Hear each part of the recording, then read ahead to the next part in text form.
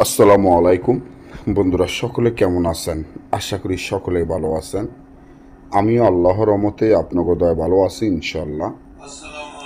আজকে যে বিষয়টি নিয়ে আপনাদের সাথে আলোচনা করব, যা বা যে কাজটি আজকে আপনাদেরকে শিখিয়ে দিব, সেটি হলো দোকানের বেচা কিনা বাড়ানোর নকশা।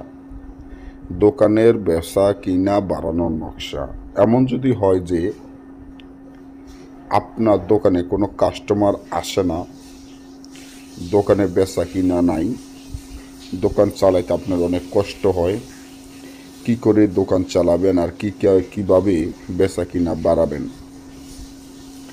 তা নিয়ে আপনারা অনেকে হতাশা বা টেনশনের মধ্যে থাকেন। অনেকে আমাদেরকে বলেন যে দাদা, আমার দোকানে কোনো বেচা কিনা নাই, কোনো কাস্টমার নাই, আমি এই দোকানের কিভাবে বেচা কিনা বাড়াবো, কিভাবে কাস্টমার আসবে, কিভাবে আমি চলবো। আমি সবার উদ্দেশ্যে বলতে পারি,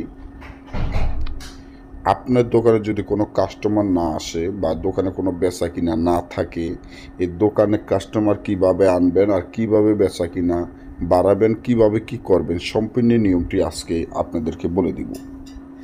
আপনারা কারো কাছে যাওয়ারও দরকার নাই, প্রতারণার শিকার হওয়ারও দরকার নাই, কাউকে কিছু বলারও দরকার নেই। ঘরে বসে নিজেদের কাজ নিজেরা করতে পারবেন, কারণ এটা কোনো সাধারণ নকশা নয়, এটা খুব শক্তিশালী একটা নকশা, যার মাধ্যমে কাজ করার সাথে সাথে আপনার কাজ সম্পূর্ণ হবে।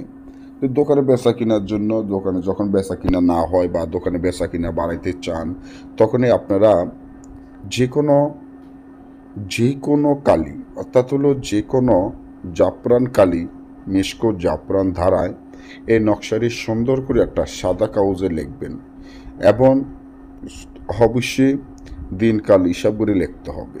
লেখার পরে দোকানের নাম এবং দোকানের মালিকের নাম এবং মালিকের পিতার নামটি তাবিজের নিচে লিখে দিবেন। দেওয়ার পরে এই তাবিজখানা আপনারা ভালো করে জাগরিত একটা মন্ত্র পড়ে দুরুদ ইব্রাহিম 11 বার পরে তাবিজটি জাগরিত করে ধূপকাঠি দিয়ে, তারপরে এই তাবিজখানা, একটা তাবিজ আপনার ক্যাশ বাক্সের মধ্যে রাখবেন, একটা তাবিজ দোকানের ভিতরে লটকে রাখবেন, আর একটা তাবিজ যদি পারেন তাহলে আপনার সাথে রাখবেন। দেখবেন সকল লোক আপনার বাধ্য হয়ে যাবে, আপনার দোকানে বেচা কিনা বাড়তে থাকবে এবং আপনি যে কোনো বেচা কিনা বাড়াইতে পারবেন, আর যে কোনো সমস্যার সমাধান হয়ে যাবে আপনার। আর যদি না বোঝেন বা আমাদের থেকে কাজ করাতে চান, আপনাদের যে কোনো ধরনের কাজ, যে কোনো সমস্যা, যে কোনো ধরনের সমস্যা আমাদের স্ক্রিনে দেওয়া নম্বরে যোগাযোগ করে নিতে পারবেন এবং যে কোনো কাজের জন্য ফোন করবেন। সবাই ভালো থাকবেন। আজকে এই পর্যন্তই। আল্লাহ।